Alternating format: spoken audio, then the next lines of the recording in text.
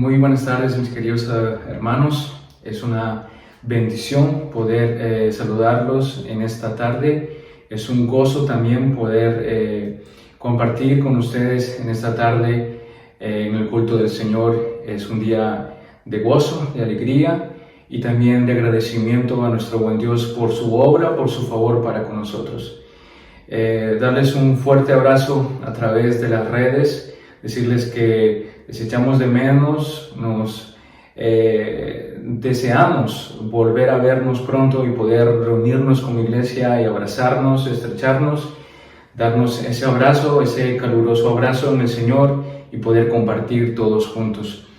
En esta tarde también darles la bienvenida a nuestros amigos que nos ven por la red en medio de nuestro canal de YouTube. Sean ustedes también bienvenidos. Que el Señor les bendiga, confiando en Dios, que Él hable a vuestros corazones. Tu amigo que te estás conectando y que tal vez es la primera vez que escuchas el Evangelio, ruego a Dios que su palabra sea viva y eficaz y hable a tu corazón y transforme tu vida para que puedas experimentar ese gozo y esa alegría y la salvación que tenemos en Cristo Jesús.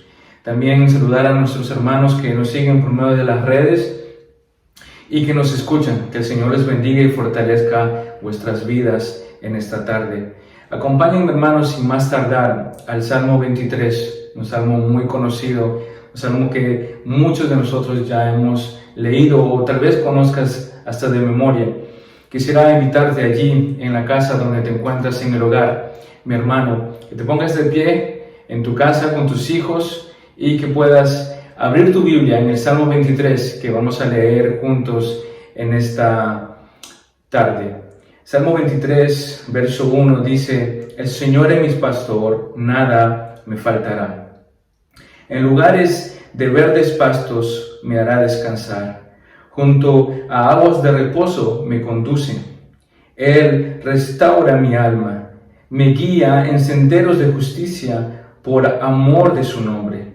Aunque pase por el valle de sombra de muerte, no temeré mal alguno, porque tú estás conmigo. Tu vara y tu cayado me infunden aliento. Tú preparas mesa delante de mí en presencia de mis enemigos. Has ungido mi cabeza con aceite, mi copa está rebosando. Ciertamente el bien y la misericordia me seguirán todos los días de mi vida, y en la casa del Señor moraré por largos días. Precioso salmo de David, donde expresa el corazón de David. El Señor es su todo, en Él no le puede faltar nada. Y creo que es un salmo que habla a nuestras vidas, nos habla a nosotros y por supuesto habla a mi vida y a la de mi familia después de la experiencia que hemos tenido la semana pasada de vivir un incendio, pero gracias a Dios estamos bien. Queremos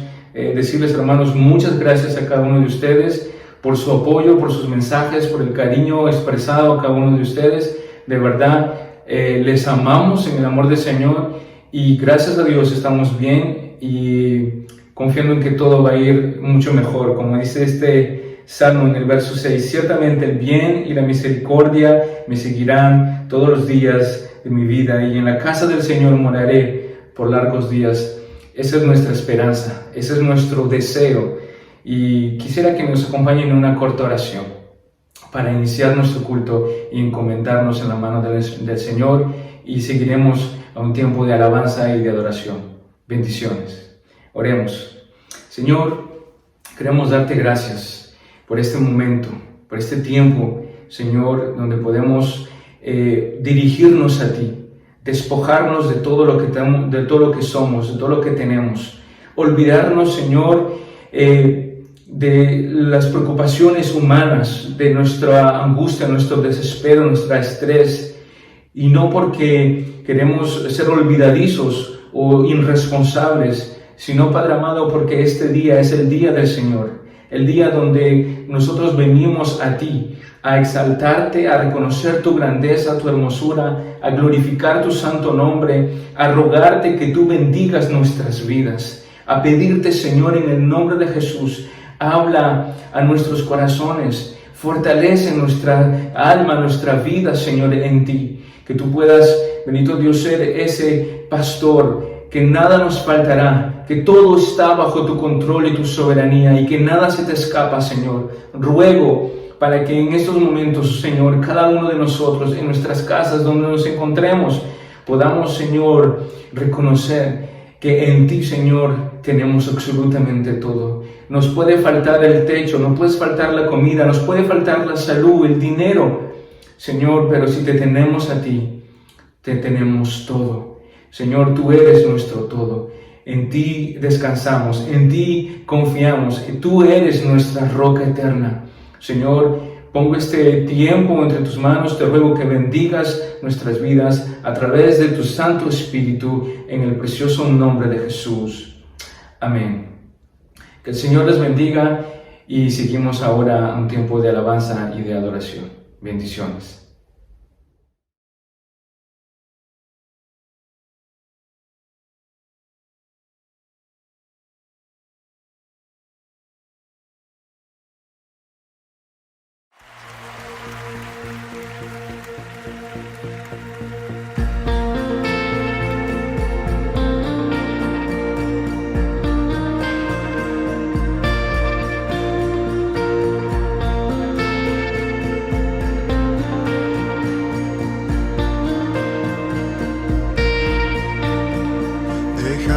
El trono celestial, la cruz mostró tu corazón, tu sacrificio incomprensible es. Por nuestras culpas y maldad, clavado fuiste en esa cruz, tu gran amor incomparables. Tu nombre es más alto, tu nombre es más fuerte que toda tumba y todo rey. Exaltado eres Dios, nos diste vida eterna, nos has traído libertad. Eres Rey y nuestro Salvador.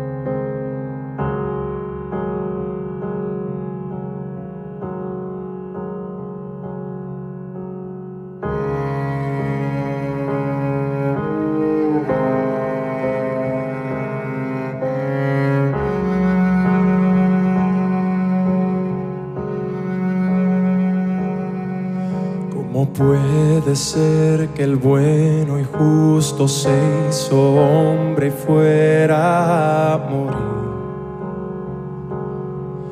por el más vil pecador? Como siendo yo su enemigo, el sufrimiento en mi lugar tomó en aquella cruz y cargó mi maldad sobre él.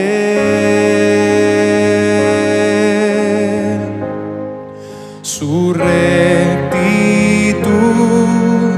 por la fe mía es.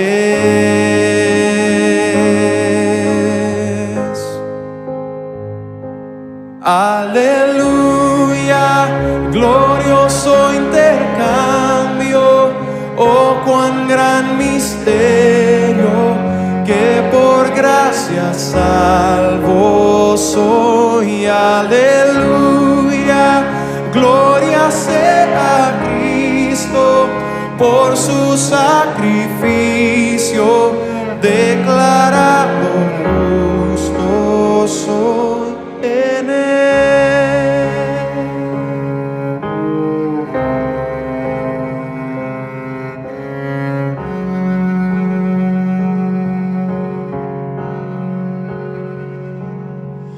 ¿Cómo es posible que en Jesús, como a su Hijo, Él me recibió? Y su nombre llevo hoy, su perfecta vida de obediencia al Padre, al yo creer, Él me otorgó y perdón me dio, pues cargó mi maldad sobre él.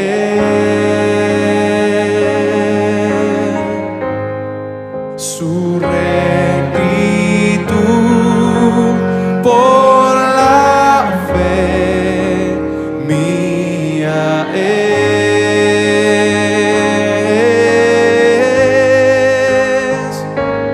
Aleluya, glorioso intercambio, oh cuán gran misterio, que por gracia salvo soy. Aleluya, gloria sea a Cristo, por su sacrificio declarado justo soy. Aleluya, glorioso intercambio, oh cuán gran misterio, que por gracia salvo soy.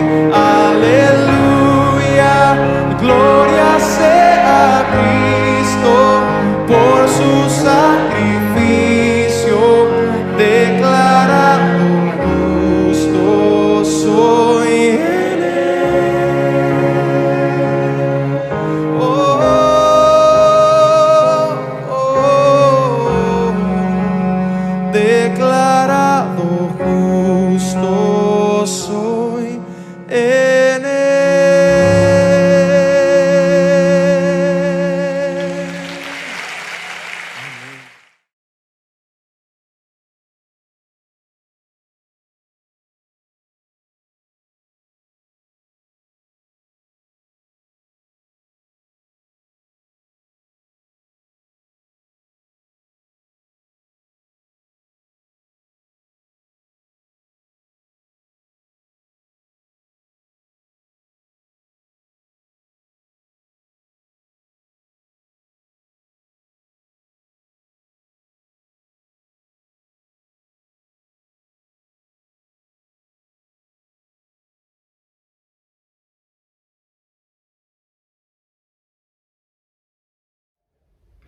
Mis queridos hermanos, que el Señor les bendiga. Es un privilegio poder estar aquí con cada uno de ustedes a través de nuestro canal de YouTube y poder compartir con vosotros la palabra del Señor en esta tarde. Quisiera que pudiéramos abrir nuestras Biblias en el Evangelio de Mateo, en el capítulo 17, del verso 9 al verso 13. Son los versículos que vamos a ver hoy, y para que puedan algunos que ustedes que anotan, que tienen un cuaderno, que siguen este seguimiento que estamos llevando de Mateo. Y si no tienes un cuaderno, mi hermano, te animo, agarra un cuadernito y anotemos lo que estamos aprendiendo, lo que estamos viendo semana tras semana, lo que el Señor está hablando a nuestras vidas. Mateo capítulo 17, del verso 9 al verso 13. Leamos la palabra del Señor. Dice: cuando descendieron del monte, Jesús les mandó diciendo: no digáis a nadie la visión hasta que el Hijo del Hombre resucite de los muertos. Entonces sus discípulos le preguntaron diciendo: ¿por qué pues dicen los escribas que es necesario que Elías venga primero? Verso 11. Respondiendo Jesús les dijo: a la verdad, Elías viene primero y restaurará todas las cosas. Verso 12. Mas os digo que Elías ya vino y no lo reconocieron, sino que hicieron con él todo lo que quisieron. Así también el Hijo del Hombre padecerá de ellos. Verso 13. Entonces los discípulos comprendieron que les había hablado de Juan el Bautista.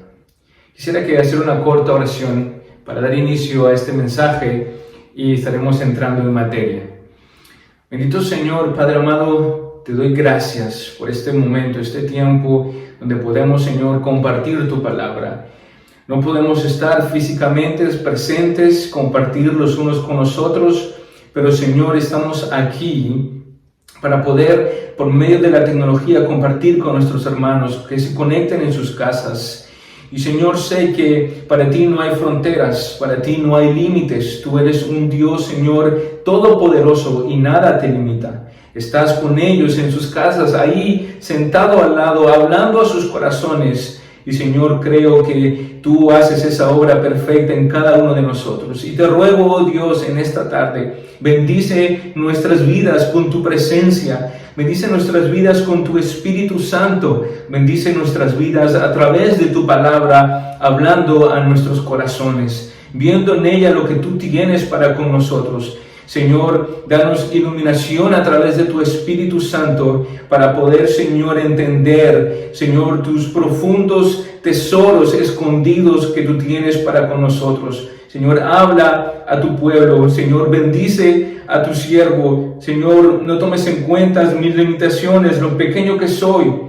Ayúdame, Señor, a poder transmitir lo que tú quieres que yo transmita, Señor, para con tus hijos. Te ruego en el nombre de Jesús, bendícenos en esta preciosa tarde, en el nombre de Jesús. Amén y amén. El título, hermanos, de este mensaje es El precursor de Cristo. Obviamente, como lo han podido entender debido a los textos que acabamos de leer aquí en Mateo, en el capítulo 17, del verso 9 al verso 13. Y antes de entrar en materia, a modo de introducción, me gustaría definir rápidamente con ustedes, a través de la Real Academia, lo que significa precursor o precursora en el femenino. Entonces, significa que es una persona que precede, que va adelante en el tiempo o en el espacio. Alguien que inicia o introduce ideas o teorías y que las desarrollan y se ven en un tiempo futuro.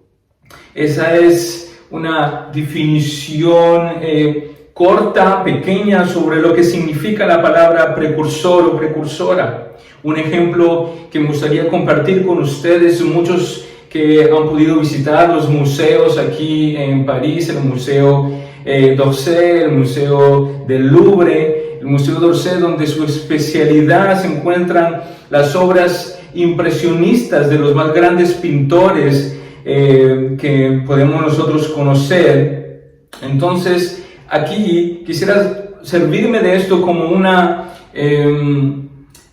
ejemplo que pueda hablar a nuestras vidas. Conocemos a muchos pintores como Renoir, como Claude Monet, como Van Gogh, que fueron grandes pintores impresionistas y sus obras las tenemos en los museos, pero hay un gran pintor que fue el precursor justamente de ellos, aquel hombre que inició todas esas obras impresionistas que nosotros conocemos, pero aquel no es muy conocido, no es muy escuchado. Edouard Manet, un francés, un verdadero parisino que vivió aquí en esta ciudad. Este hombre fue el precursor de la técnica del impresionismo y de la pintura impresionista aquí en Francia y en el mundo entero.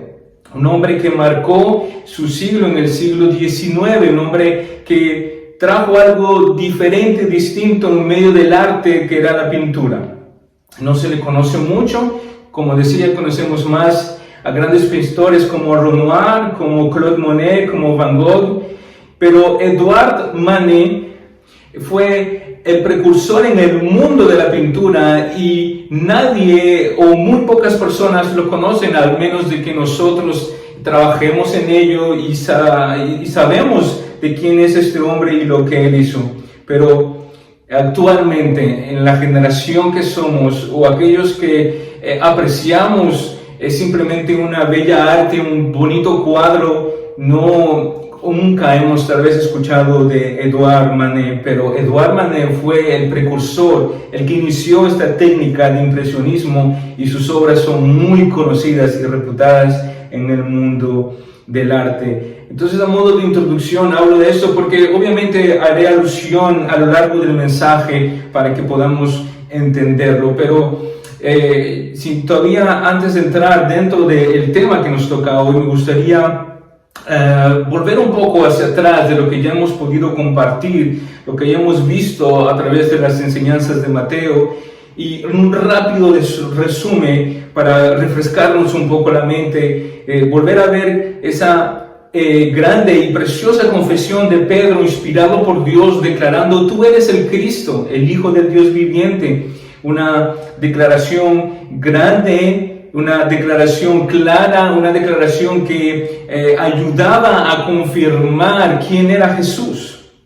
También hemos visto cuando Jesús anuncia su muerte, algo que fue chocante para los discípulos, algo que ellos no encontraban correcto. Encontramos a un Pedro que dice: no lo permitas, no te dejaré que mueras, no voy a permitir esto.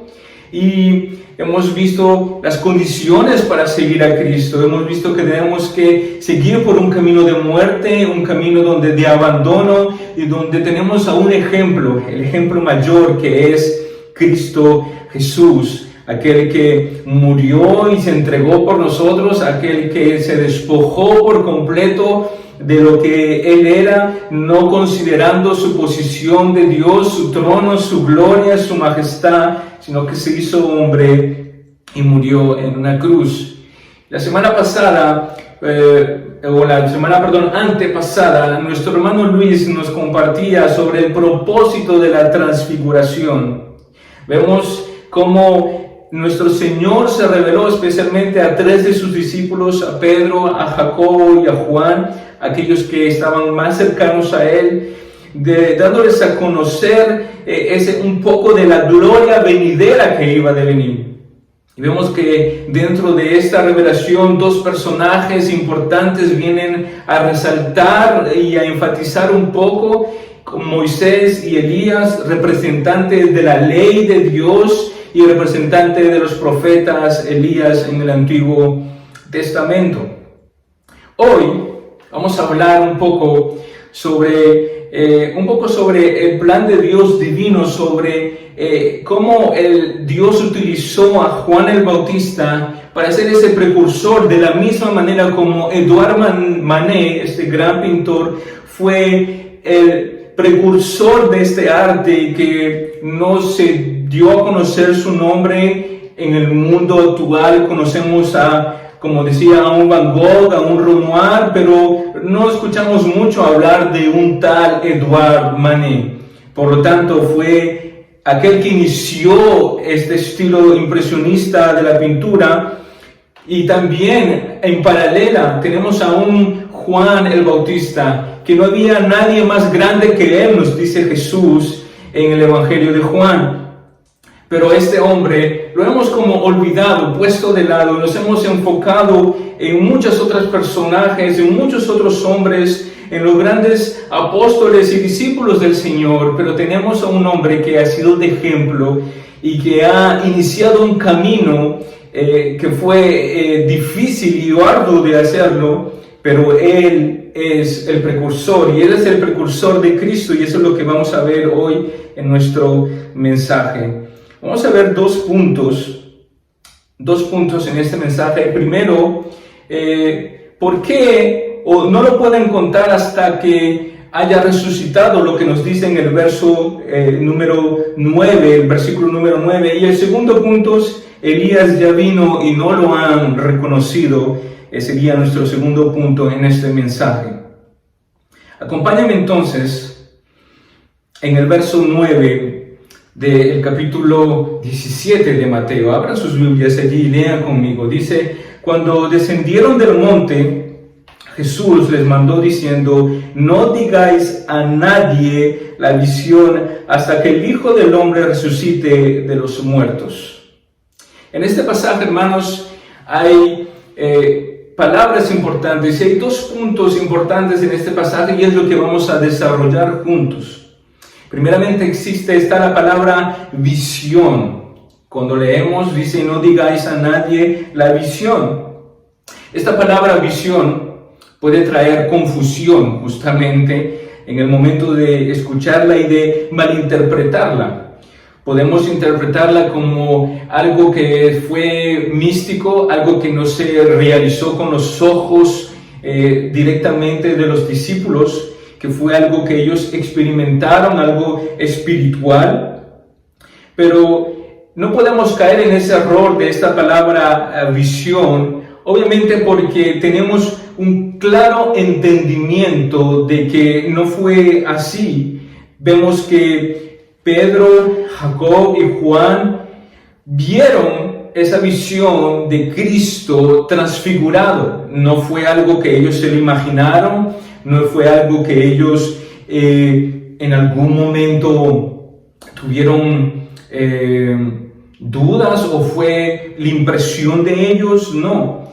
Para tener seguridad de lo que acabamos de decir, que estos tres apóstoles acababan de ver a Cristo transfigurado, acompáñenme en la segunda epístola de Pedro, en el capítulo 1, verso 16 y 18, dice: porque no os dado a conocer el poder y la venida de nuestro Señor Jesucristo, siguiendo fábulas artificiosas, sino como habiendo visto con nuestros propios ojos su majestad.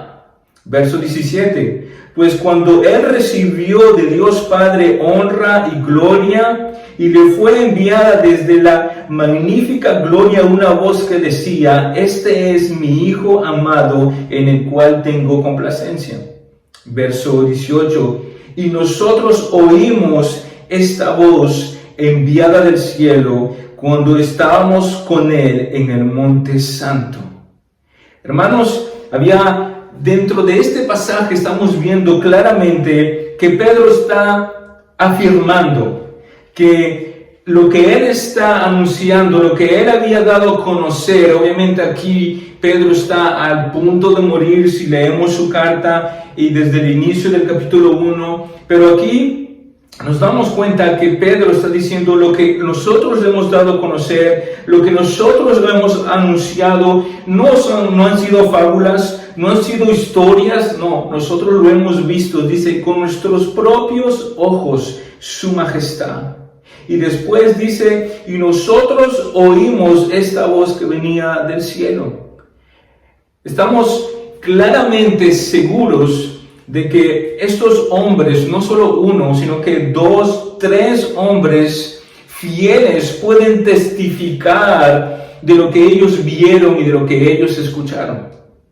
Tal vez en el mundo en el que vivimos, la mentira es el arte de los hombres, el engaño es el arte de muchos hombres y mujeres aquí en la tierra. Pero hermanos, aquí tenemos a 3 hombres que muestran con seguridad la declaración de Pedro diciendo: nosotros lo vimos con nuestros propios ojos. Nosotros oímos con nuestros oídos esa voz del cielo anunciando allí en el Monte Santo.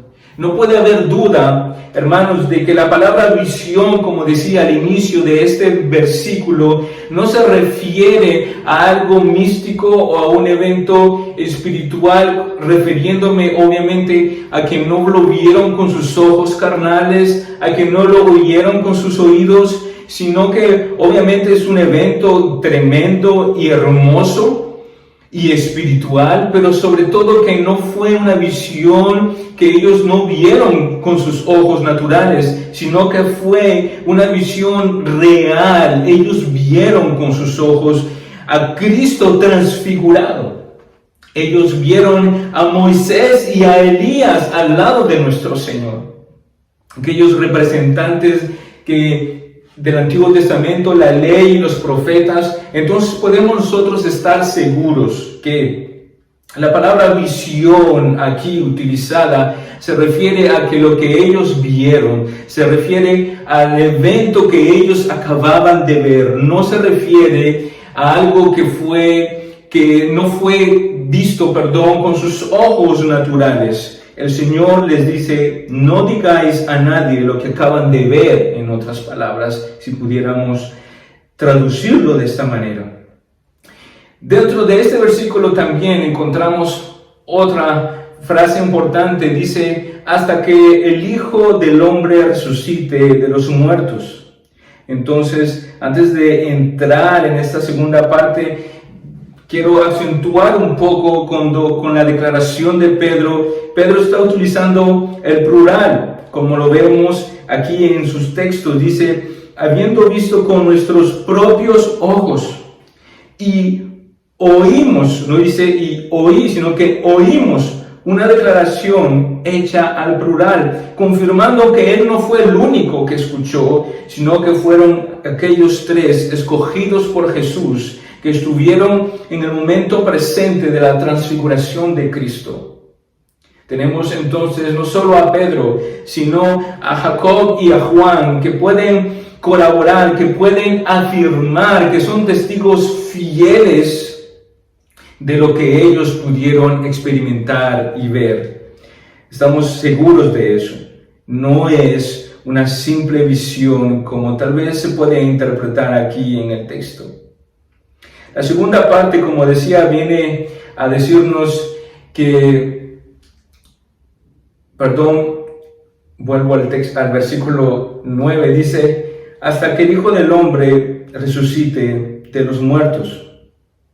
Como habíamos hablado un poco sobre el resumen, vemos de que el Señor había anunciado su muerte ya antes en los pasajes anteriores, y que los discípulos estaban en desacuerdo con eso. Tenemos a un Pedro en desacuerdo total de la muerte de nuestro Señor. Pero el Señor sigue acentuando y diciendo, es necesario que yo vaya a Jerusalén a morir, es necesario que yo muera. Y no digan lo que acaban de ver, no cuenten a nadie lo que acaban de experimentar hasta que el Hijo del Hombre muera. Tenemos que, para poder interpretar esto, volver un poco en el contexto histórico en el cual ellos se encontraban. Ellos estaban viviendo bajo el poder y la opresión del Imperio Romano. Y no solamente eso, sino que el pueblo judío esperaba a un Mesías unificador, a un Mesías que iba a unir al pueblo en medio de sus divisiones, en medio de sus diferentes conflictos.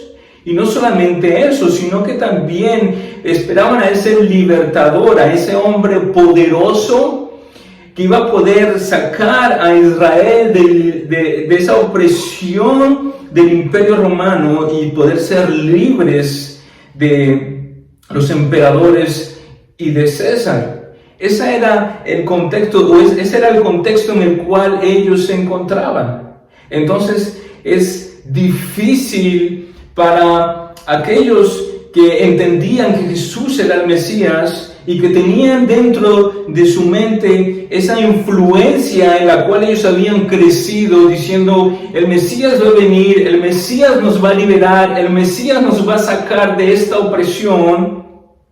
Y el Señor les dice: no, yo tengo que ir a morir a una cruz. Entonces para ellos era obviamente complicado, difícil de entender. ¿Por qué era muy difícil de entender? Justamente porque el contexto en el que ellos se encontraban, hermanos, les llevaba a confusión. Era difícil entender que aquel Mesías que ellos habían podido tener como con seguridad, esa confirmación viendo la declaración de Pedro inspirado por el Padre, y ahora viendo la transfiguración de él en el monte acompañado de Elías y Moisés. Entonces ellos tenían una total seguridad de quién era Cristo. Cristo para ellos estaba confirmado. Él es el Mesías. Él es el enviado de Dios. Pero en paralela tenemos a este Mesías, al enviado de Dios, que les dice: yo tengo que morir en una cruz. Pero en sus corazones y en sus mentes y bajo la influencia en la que ellos se encontraban, ellos tenían en su mente que este Mesías venía a liberarlos de la opresión, venía a liberarlos, venía a unificar su pueblo, venía para que su pueblo sea uno, y no venía a morir en una cruz. También dentro de esto, una de las razones por la cual el Señor también les dice a ellos: no digan a nadie lo que acaban de ver, obviamente porque eso podía traer aún más pasión en el pueblo en medio de saber algo tan glorioso, algo tan hermoso que ellos habían vivido, y aún más teniendo 3 hombres como testigos. Hermanos, ya vemos que antes, en los diferentes pasajes y eventos, tenemos que Jesús tenía muchas veces que escapar, retirarse. ¿Y retirarse por qué? Porque debido a los milagros, debido a los eventos que el Señor realizaba, el pueblo quería coronarlo y ponerlo como rey. Miren, acompáñenme en el capítulo 6 de Juan, en el verso 15, nos dice: por lo que Jesús, dándose cuenta de que iban a venir y llevarlo, dice, por la fuerza para hacerle rey, se retiró otra vez al monte él solo. Hermanos, el pueblo estaba tan desesperado, el pueblo quería a toda costa tener a ese rey que los liberara de la opresión, que al ver a Jesús haciendo milagros, resucitando muertos, multiplicando los panes y los peces, haciendo cosas maravillosas, sanando a los ciegos, limpiando a los leprosos, lo único o lo que ellos veían en Cristo es: este es el rey que nosotros necesitamos, este es el que nos va a liberar.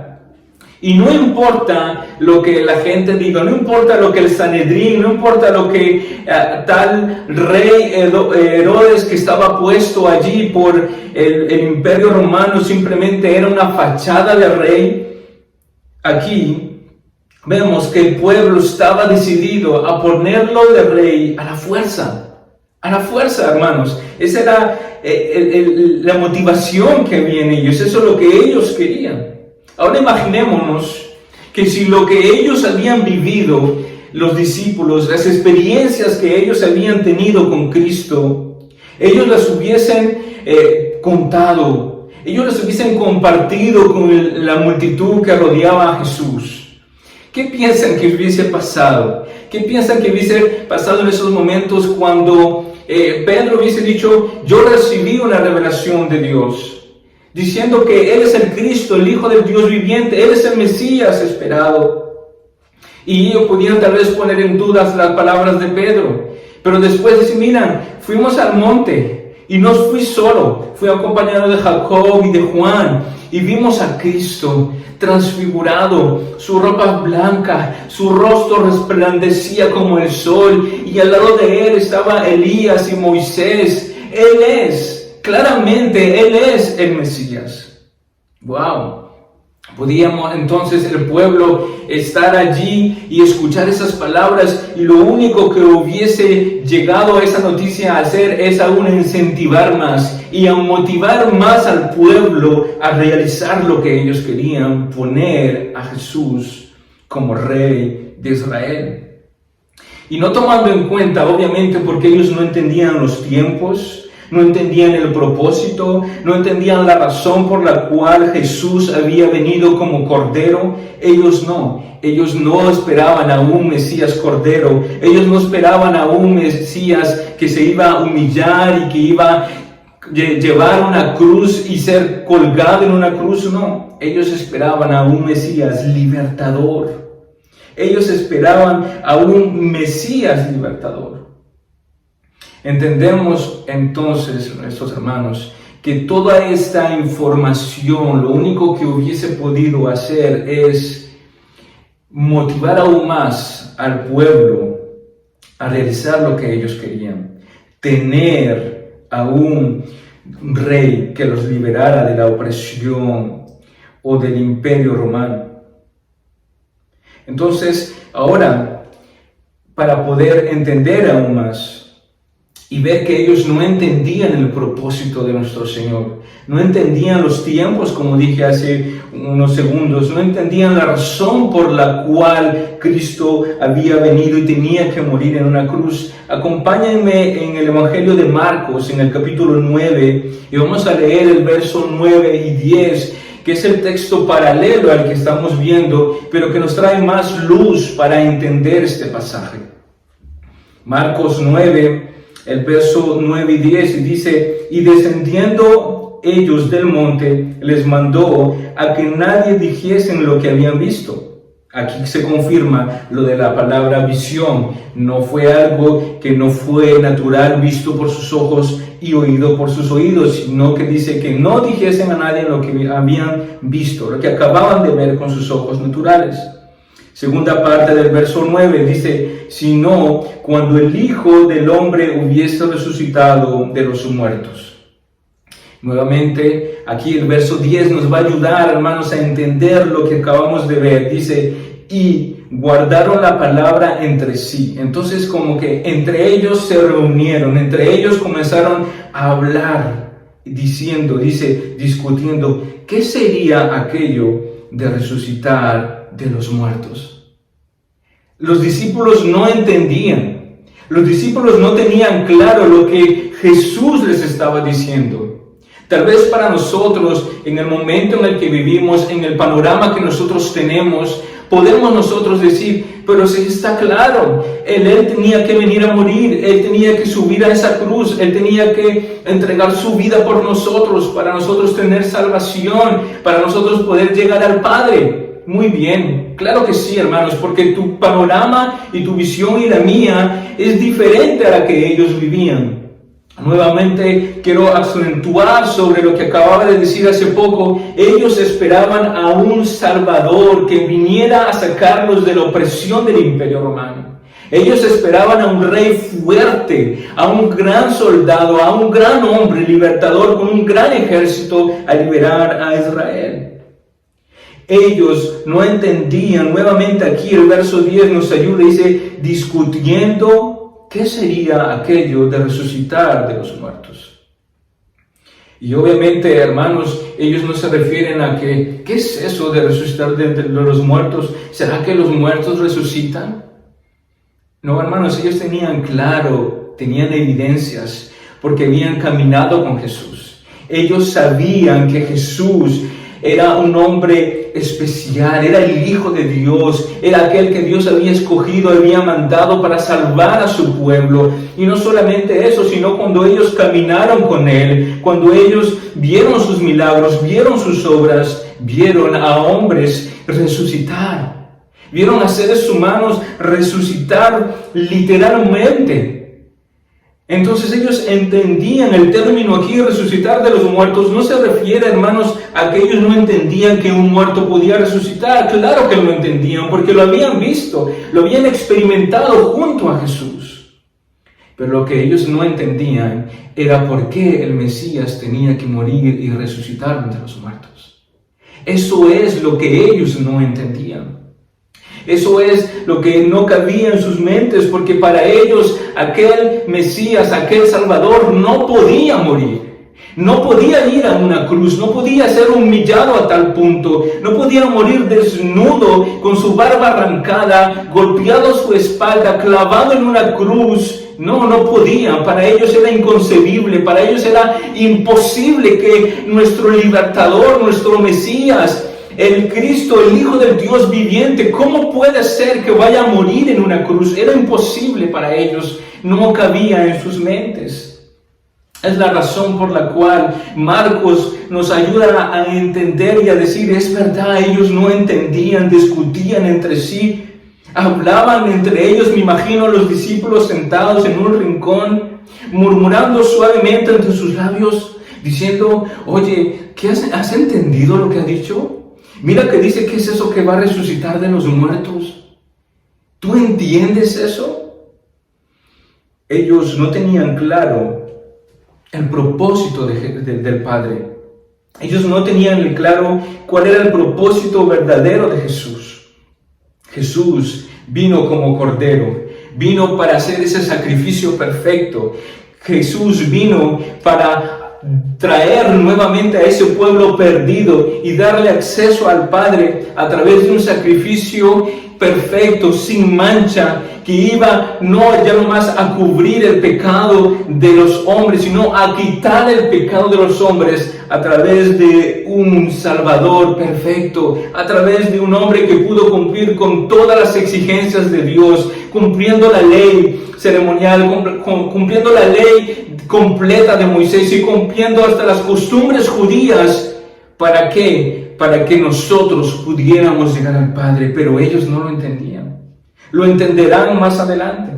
Van a ver cuál es el propósito de Él. Entenderán a través de las profecías anunciadas en Isaías 53. Van a entender a través de los salmos, en el Salmo 20, de ese salmo tan precioso. Pero hermanos, tenemos en claro que ellos no entendían que Jesús debía morir en una cruz. El pueblo esperaba a un rey libertador. Los discípulos también lo esperaban y no entendían el propósito del Padre, no entendían el propósito por el cual Jesús había venido a la tierra. Hermanos, nada ni nadie iba a frenar el propósito de Dios, se iba a cumplir. Él es Dios soberano. Él iba a cumplir todo lo que Él había prometido. Y no había, hermanos, nación, ni rey, ni imperio, ni gobernante que podía impedir el verdadero propósito de Dios a través de Cristo, de salvar a su pueblo, de que Él sea ese Mesías que iba a unir a su pueblo para traerlo al Padre nuevamente. No hacer ese Mesías que iba a unir a un pueblo distanciado, a un pueblo peleado y liberarlos del imperio romano. Ese no era su propósito. El propósito de Cristo fue de que Él venga a morir en una cruz para que nosotros pudiéramos ser salvos. Y aquí quiero abrir una pequeña paréntesis para hablar sobre el punto evangelístico, decirles, hermanos o amigo que nos escuchas, al entender este pasaje nos damos cuenta de que el propósito de Jesús no fue de venir a querer tomar poder sobre la tierra, sobre los hombres o sobre un reino. El propósito de Jesús fue de nosotros poder ser salvos a través de Él, a través de la obra perfecta de Cristo Jesús en la cruz del Calvario. Debes entender, amigo que me escuchas, amiga que me escuchas, o familiar que nos escuchas y que has escuchado muchas veces el Evangelio. Quiero decirte que eres un hombre pecador, que eres una mujer pecadora y que no puedes sacar el pecado y la naturaleza pecaminosa que tienes en tu corazón y en tu vida. Tu naturaleza te lleva a hacer siempre lo malo y nunca te lleva a hacer lo bueno. y decirte que a través de la palabra de Dios es la única manera como tú puedes conocer a ese Dios verdadero, aquel que puede tocar tu vida, cambiarla, transformarla, y que tú puedas abandonar tu pecado, abandonar tu vida descarriada en el mundo en que tú te encuentras. No hay nada ni nadie que lo pueda hacer. Ninguna institución, ningún gobierno, ningún centro de rehabilitación puede hacerlo. No hay nada. Solo Cristo puede cambiar tu vida. Solo Cristo también puede, amigo o amiga que me escuchas, responder a esa gran pregunta: ¿qué hay después de la vida? ¿Hay eternidad? Déjame decirte que sí hay eternidad. Somos seres eternos y el Señor ha puesto eternidad en nosotros. Y cuando te vayas, es la pregunta que todos nosotros nos hacemos: ¿dónde iremos? ¿Iremos al cielo, al paraíso, como muchas veces lo escuchamos, o iremos al infierno a quemarnos por una eternidad? Déjame decirte que aquellos que están en Cristo Jesús, iremos a un paraíso con Él, viviremos con Él, reinaremos con Él, nos dice su palabra.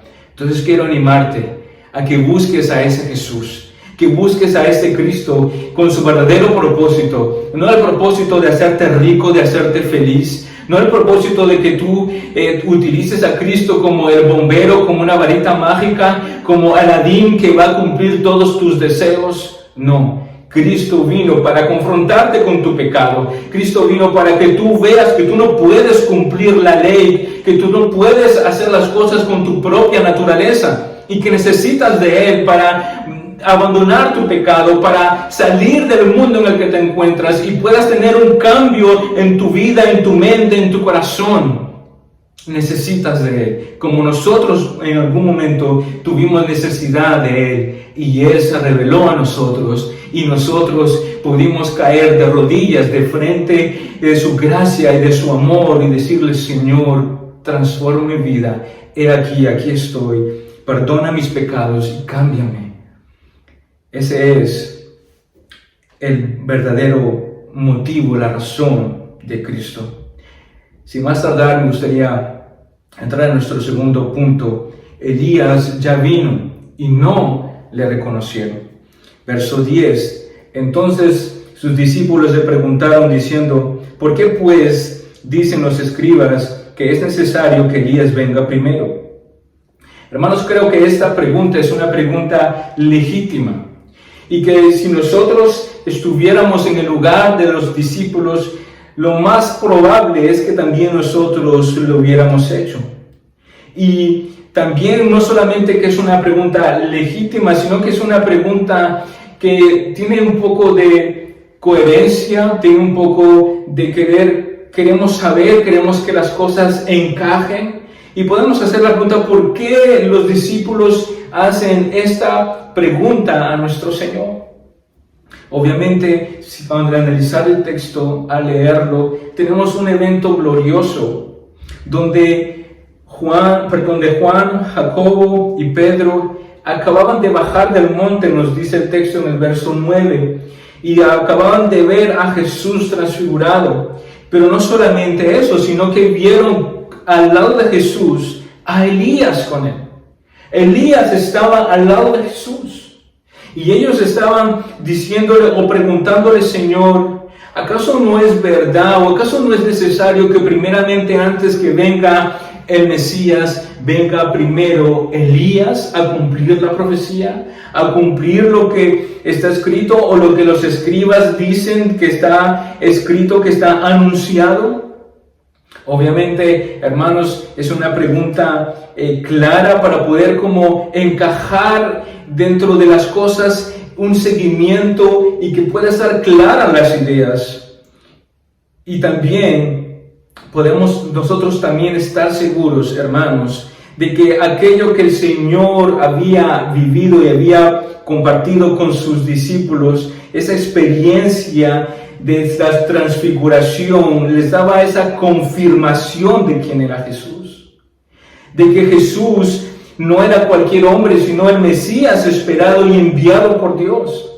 Entonces surge esa pregunta: tenemos claro quién es Jesús, tenemos claro que Él es el Mesías, ya está más que confirmado. ¿Y dónde está Elías? No vemos a Elías, no lo hemos visto. Es la pregunta clara de los discípulos y obviamente ellos pueden apoyarse o nosotros podemos apoyarnos en aquella profecía de Malaquías en el capítulo 4, y les invito a que puedan abrir sus Biblias y leerlo conmigo. Malaquías capítulo 4, versos 5 y 6, y dice: He aquí, yo os envío el profeta Elías antes que venga el día de Jehová, grande y temible. Verso 6. Él hará volver el corazón de los padres hacia los hijos, y el corazón de los hijos hacia los padres, no sea que venga y hiera la tierra con maldición. Hermanos, aquí Malaquías está anunciando la venida de Elías. Esta es, digamos, la pregunta que viene a surgir aquí de parte de los discípulos, como diciendo: tenemos claro que tú eres el Mesías. Los escribas dicen que es necesario que venga Elías primero antes que el Mesías, para enderezar, dice, el camino, para traer el corazón de los padres a los hijos. Aquí, hermanos, vamos a ver la respuesta en los siguientes versículos de nuestro Señor a la pregunta de los discípulos, y veamos lo que dice el verso 11. Dice: respondiendo Jesús les dijo: a la verdad Elías viene primero y restaurará todas las cosas. En otras palabras, el verso 11 viene a decir, o la respuesta de Jesús es clara, diciendo: es verdad, ciertamente es claro, es verdad lo que dicen los escribas, lo que ustedes acaban de decir es totalmente cierto.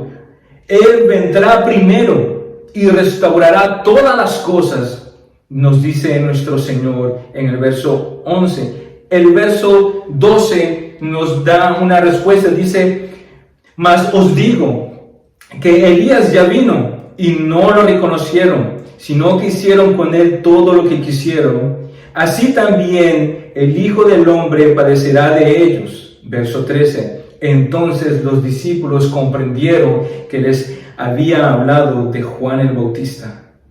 La respuesta de Jesús fue clara.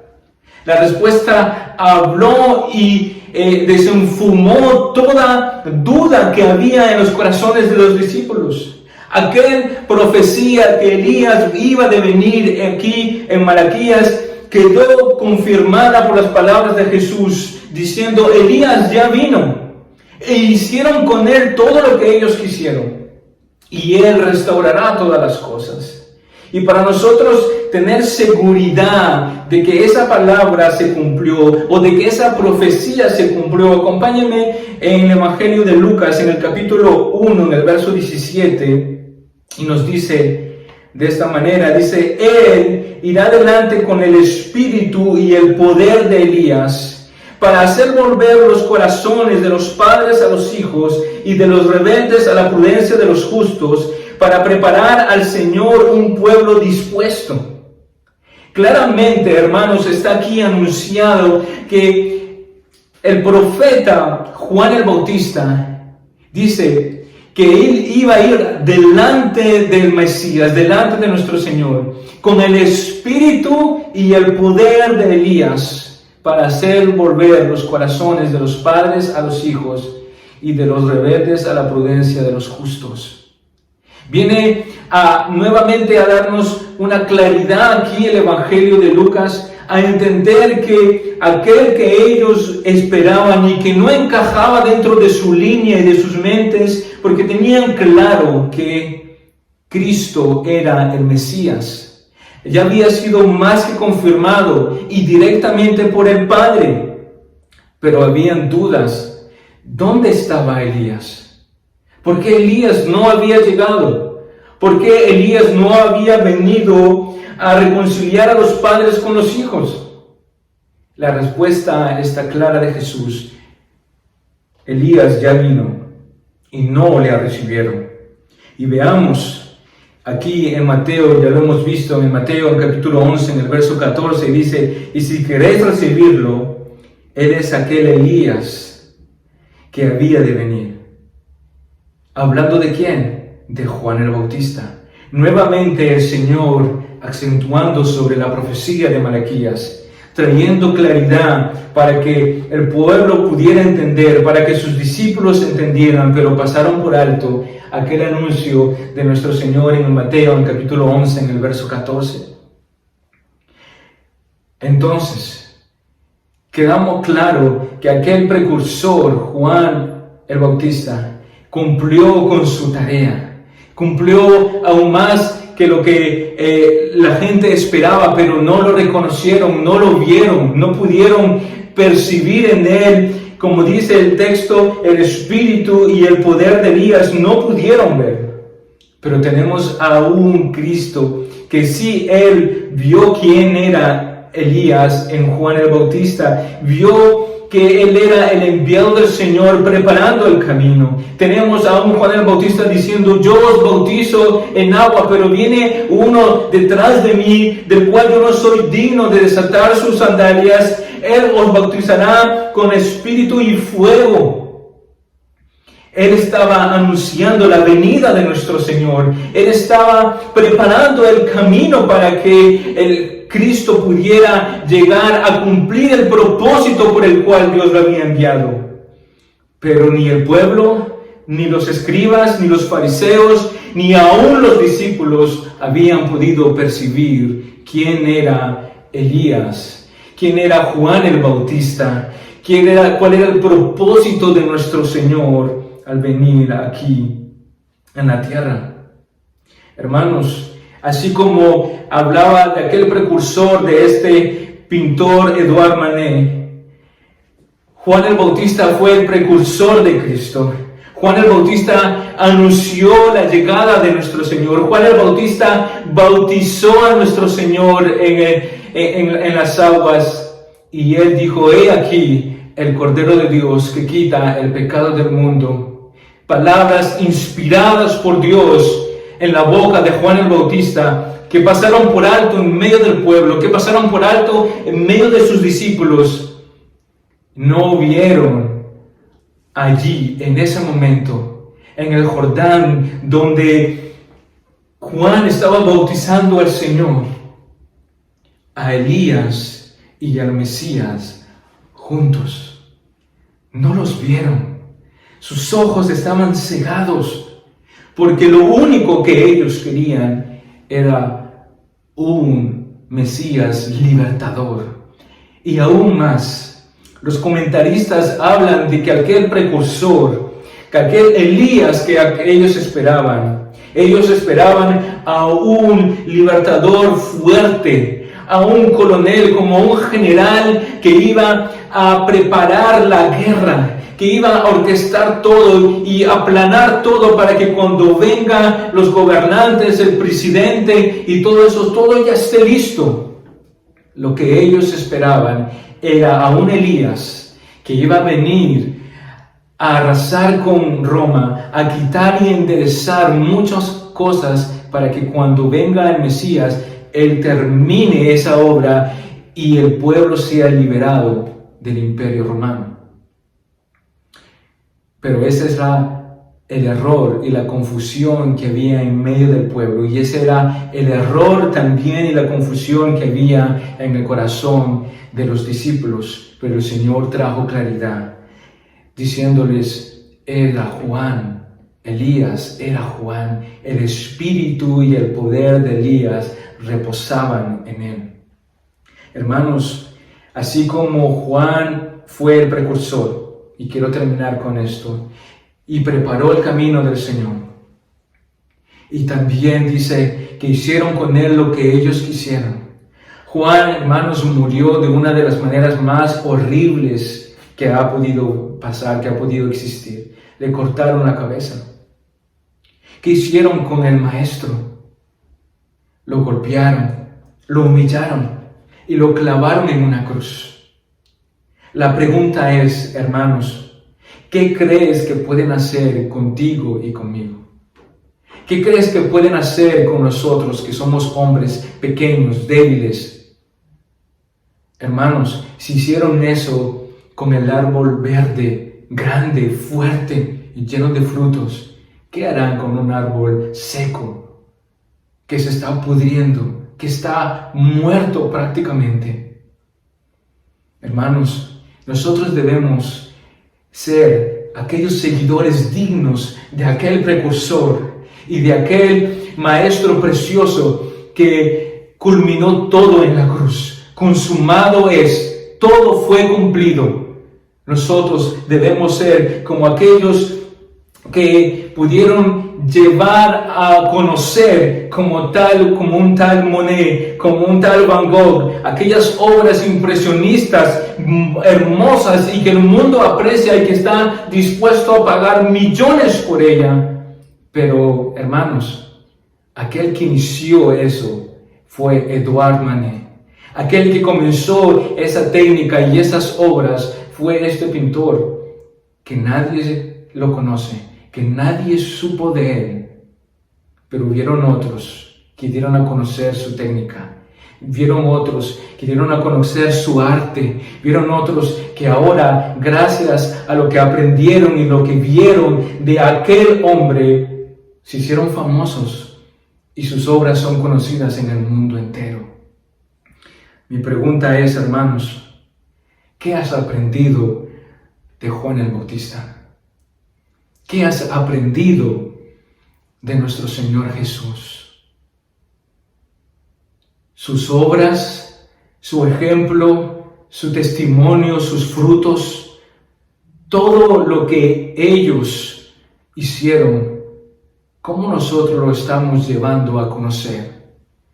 ¿Cómo la gente puede testificar de aquel precursor y de aquel Cristo glorioso que cumplió todo? Si nosotros no mostramos de dónde venimos, quién es nuestro precursor, su obra, su perfecta obra, cumplida en la cruz del Calvario. Y así como hubo un Juan el Bautista que fue cortado su cabeza y que hubieron muchos mártires en la historia, así también habrá más todavía en los siglos que vendrán, que morirán por la causa de Cristo, porque serán aquellos que reflejan el inicio de aquel precursor, el cumplimiento de Cristo Jesús en la cruz del Calvario. Tú y yo tenemos una gran tarea de mostrar a Cristo, de reflejar su gloria, de mostrar su obra perfecta, no a través solamente de discursos o de enseñanzas, sino a través de una vida transformada por el poder del Espíritu Santo y de la palabra de Dios. Tú y yo tenemos esa responsabilidad. Así como Van Gogh, Renoir y todos ellos dieron a conocer las obras de Edouard Manet en el mundo. Es necesario, hermanos, que nosotros nos podamos ahora, termino con esto, alentar, encontrar reconfort y aliento y animarte, mi hermano, a través de estas palabras que ya fueron pronunciadas por un gran hombre, el mayor de todos, como nos dice nuestro Señor en el Evangelio de Juan. Hermanos, Juan el Bautista dijo esto: es necesario que yo mengüe para que Él crezca. Es necesario que yo mengüe para que Él crezca. Que estas palabras sean nuestro reconfort y aliento. Que estas palabras animen nuestras vidas en cada momento y en cada segundo. Que le hables verdades a tu corazón y a tu vida y puedas decir: es necesario que yo mengüe para que Él crezca. Es necesario que yo muera para que Él crezca. Es necesario que me corten la cabeza para que su ministerio se dé a conocer. Es necesario. Que el Señor les bendiga y que esta semana sea una semana bendecida por nuestro Señor a través de su palabra y de su Espíritu Santo. Oremos. Señor, bendice a tu iglesia. Bendice, Señor, a tus hijos. Háblanos, Señor. Obra en cada uno de nosotros. a través de tu Espíritu Santo, Señor. Bendice a tu pueblo que te necesita y, Señor, habla a nuestros corazones. En el precioso nombre de Jesús, Señor, te lo ruego, te lo pido, Señor amado. Amén y amén. Que el Señor les bendiga nuevamente y confiando en el Señor verlos pronto. Un abrazo.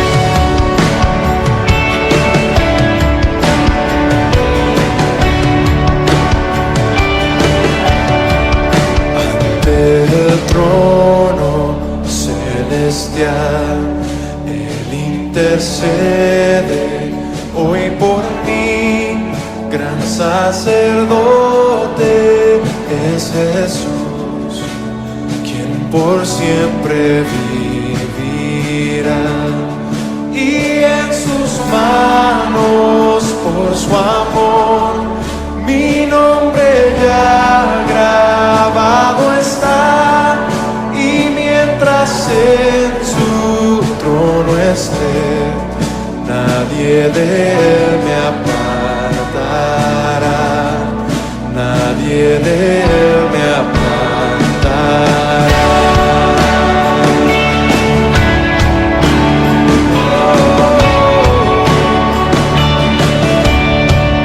Cuando he caído en tentación y al sentir condenación, al ver al cielo encontraré al inocente quien murió, y por su muerte el Salvador ya mi pecado perdonó, pues Dios el justo aceptó su sacrificio hecho por mí, su sacrificio hecho por mí. Su sacrificio hecho por mí.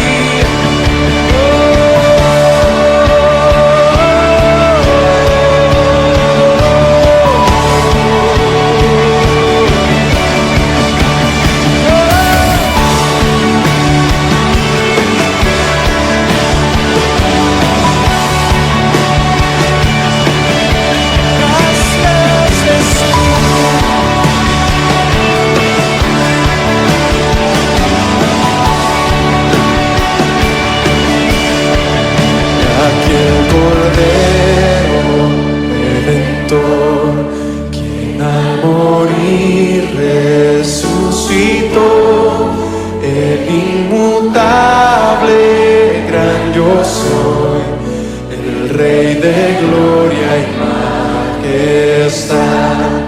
Unido a él no moriré, pues con su sangre me compró, mi vida escondida está en Cristo Dios mi Salvador, en Cristo Dios mi Salvador, en